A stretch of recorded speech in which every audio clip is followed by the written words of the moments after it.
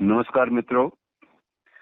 बातचीत का सिलसिला लगातार जारी है और संवाद बना रहना चाहिए, हालात कैसे भी हों। आज आपसे कुछ अलग अलग विषयों पर बात करने का मन है। मित्रों, सबसे पहली बात तो मैं ये करना चाहूंगा कि आपने पौराणिक कथाएं पढ़ी होंगी। पुरानी जो कहानियां आप पढ़ते हैं, बेशक हमारे पुराणों की हैं या जातक कथाएं हैं या दूसरी हैं, उन सब में मायावी दैत्यों का जिक्र आता है।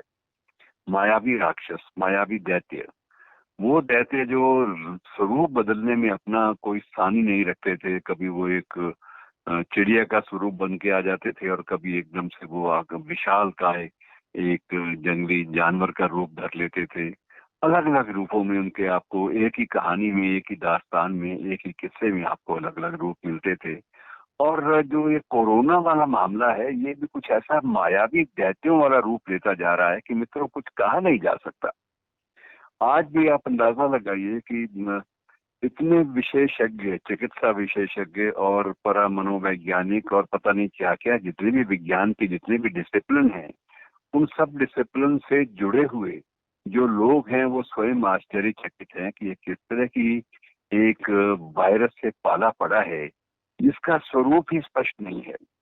और अब मित्रों, जो नई रिपोर्टें आई हैं, मैं उनका डिटेल तो आपको बहुत आंकड़ों में उलझाना नहीं चाहता। मोटी तौर पे ये बात उभर कर आई है कि लगभग तीन चौथाई केस ऐसे नए आ रहे हैं जिनमें किसी भी प्रकार का पुराना कोई लक्षण, खांसी, जुकाम, बुखार या सांस का उखड़ना या ऐसी कोई बातें या बहुत ज्यादा ड्राइनेस होना, कोई भी सिम्टम, कोई भी लक्षण ऐसा नहीं है। वो लक्षण कोई भी ऐसा नहीं मिलता जिन लक्षणों के बारे में आज तक इस बात का प्रचार किया गया कि इन लक्षणों पर अगर कोई सिम्टम्स आपको नजर आते हैं, कोई ऐसे लक्षण दिखाई देते हैं, तो आप तत्काल जांच कराइए। अब आप जांच किस आधार पे कराएं ये भी स्पष्ट नहीं है। अब एक ही चारा है कि सबकी जांच हो। अब सबकी जांच का भी तौर तरीका कहीं भी ना तो वैज्ञानिक है और ना ही ये संभव है। और क्या पता लगता है कि आप जांच एक चीज की कर रहे हैं, दूसरे के साथ में लक्षण आ रहे हैं। बड़ी एक अस्पष्ट सी स्थिति है। मैं इसलिए इसको मायावी नाम दे रहा हूं कि एक ऐसा वायरस जिसका मायावी रूप जो है वो स्पष्ट ही नहीं हो पा रहा। दुआ करें मित्रों, और यथासंभव परहेज रखें। परहेज का मतलब, एक शब्द अब उस पर भी बहस होने लगी है कि सामाजिक दूरी की बात कही गई थी। जब सामाजिक दूरी पर भी कुछ लोगों को आपत्ति है, वो कहते हैं कि सिर्फ आप सामाजिक शब्द का प्रयोग न कीजिए, आप कहिए शारीरिक दूरी। ये सिर्फ शारीरिक दूरी है, हमें शरीरों को अलग अलग रखना है, हमें मानसिक रूप से आपस में जुड़े रहना है। अगर आप सामाजिक दूरी की बात करेंगे तो इसका मतलब यह है कि संवेदनहीनता का आप प्रभाव देना चाहते हैं। तो मित्रों, इस तरह से ये मामला एक बड़ी अजीब स्थिति में हम लोग एक अजीब हालात के दौर में से गुजर रहे हैं। और इसके अलावा दो तीन बातें और है जो आपसे आज बांटने का मन है। एक तो कल हम पाक पठन की बात कर रहे थे, उसमें दो बातों का जिक्र दोस्तों अधूरा रह गया। एक तो यह है कि पुरानी यादों से पुरानी पीढ़ियां कट नहीं पाती।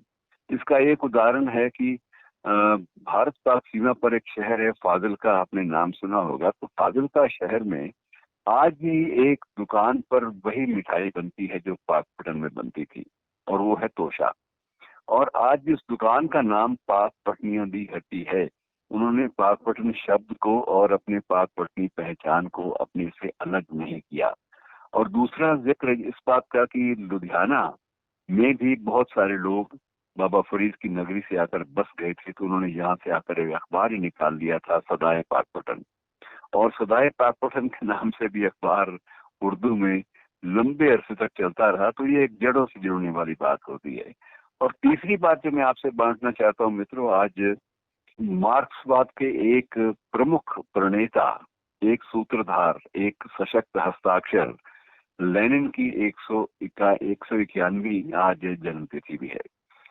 मित्रों, सामान्य हालात होते और राजनैतिक रूप से, जिसे आप जियो पॉलिटिक्स कहते हैं, जियो पॉलिटिक्स के क्षेत्र में भी तो नई बातें सामने आती, तो शायद आज लेनिन को, उसकी प्रासंगिकता को, उसकी रेलेवेंस को, उसकी देन को ज्यादा याद किया जाता।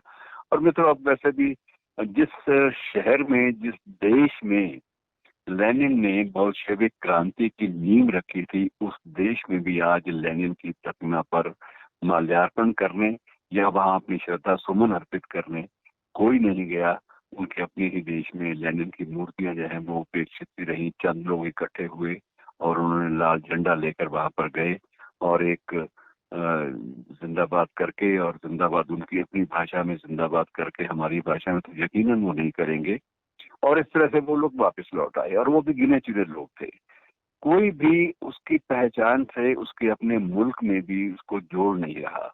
हमारे यहाँ इस देश में जहाँ वामपंथियों ने, जहाँ लेनिन के जो अलंबरदार थे, उन लोगों ने कई प्रदेशों में सरकारें भी बनाई, केंद्र में भी सत्ता में वो रहे, सब कुछ रहा, लेकिन आज सिवाय एक सीपीआई के महासचिव डी राजा के एक लेख के अलावा कहीं कोई विशेष चर्चा इस पर नहीं हुई। और चीन से तो कोई तवक्को ही नहीं थी कभी भी, क्योंकि चीन जो है वो कभी भी लेनिन का समर्थक नहीं रहा। लेनिन और माओ बिल्कुल रास्ते अलग अलग हो गए थे पहले ही, और उनसे तो तवक्को नहीं थी कि वो अपने साथी को लाल सलाम देंगे। और वैसे भी जिन हालात में आज विश्व पूरा का पूरा गुजर रहा है, उनमें वामपंथ, दक्षिण पंथ, ये सारी चीजें फिलहाल मैं शब्द का इस्तेमाल कर रहा हूँ कि फिलहाल हाशिए पर हैं, इनके बारे में कोई चर्चा नहीं होती। और अंत में मित्रों, आज आचार्य रामचंद्र शुक्ल की भी एक जयंती है, उनको भी याद कर लिया जाना चाहिए। आचार्य रामचंद्र शुक्ल को क्यों याद करें, उसका कारण सिर्फ एक है मित्रों, कि एक तो यह है कि हिंदी साहित्य में जितने भी आलोचक हुए हैं उनमें इनका स्थान बड़ा विचित्र था। जिस पर जो ठप्पा रामचंद्र शुक्ल ने लगा दिया, आचार्य रामचंद्र शुक्ल ने जो भी ठप्पा लगा दिया, वो सारी उम्र उतर नहीं पाया। इतनी सशक्त समीक्षा और इतनी सशक्त ऐतिहासिक परिप्रेक्ष्य की, साहित्य की ऐतिहासिक परिप्रेक्ष्य की समझ इस शख्स में थी। और दूसरा है उनके जो दार्शनिक, दर्शन प्रधान, चिंतन प्रधान लेख हैं, चिंतामणि के नाम से 2 भागों में छपे हैं, और उनमें जितने भी मानवीय जो चिंतन के बिंदु होते हैं, उन बिंदुओं का विश्लेषण मनोविश्लेषणात्मक ढंग से जिस बारीकी के साथ, सूक्ष्मता के साथ आचार्य शुक्ल ने दिया, वो अन्यत्र नहीं मिलता। और मित्रों, आज इतना ही, बहुत सारी बातें कर ली, और फिर भैया आपसे एक मशवरा कि जहां तक हो सके अपने आप को बचाए रखिए, अपने आप को अन्यत्र किसी और जगह व्यस्त रखिए। ज्यादा ध्यान हमेशा कोरोना और उससे जुड़ी खबरों पर मत दीजिए। सिर्फ एहतियात जो है वो बेहद जरूरी है। शुक्रिया दोस्तों।